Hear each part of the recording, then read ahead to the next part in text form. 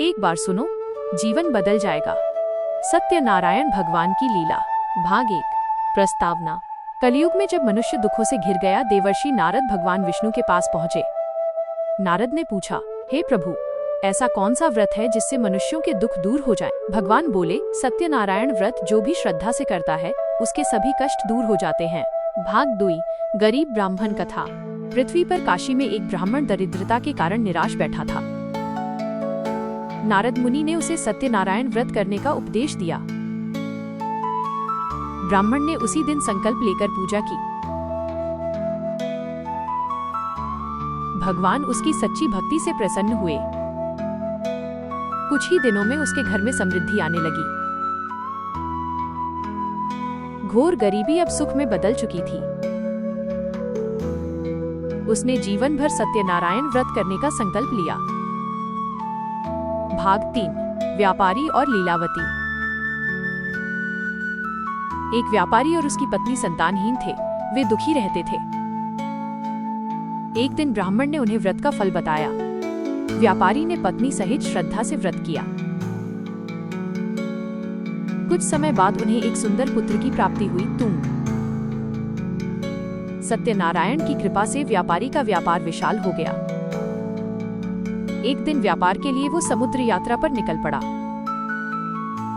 लेकिन पूजा का वचन भूल जाने के कारण समुद्र में भीषण तूफान उठा।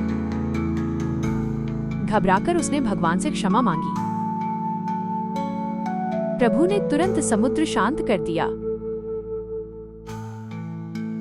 व्यापारी सुरक्षित घर लौट आया। पर राजा को संदेह हुआ और उसने व्यापारी को बंदी बना लिया। रात में राजा को भगवान ने स्वप्न में सत्य बताया। भाग 4।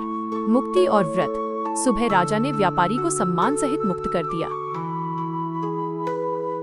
व्यापारी ने तुरंत व्रत करने का निश्चय किया। पूरी विधि विधान से पूजा संपन्न हुई।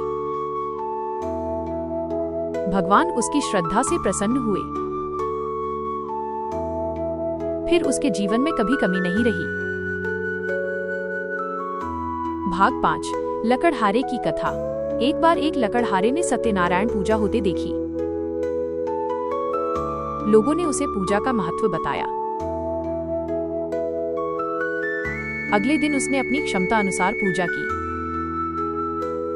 उसे तुरंत मानसिक शांति और सुख की अनुभूति हुई। धन और कार्य दोनों में वृद्धि होने लगी। धीरे धीरे उसका जीवन भी समृद्ध हो गया। भाग 6। संदेश और समापन। सत्यनारायण व्रत में सबसे महत्वपूर्ण है सच्ची श्रद्धा। जो भी श्रद्धा से यह कथा सुनता है, भगवान उसकी मनोकामनाएं पूर्ण करते हैं। यह व्रत जीवन में सुख, शांति और समृद्धि लाता है। और ऐसे ही ये पावन सत्यनारायण व्रत कथा पूर्ण होती है।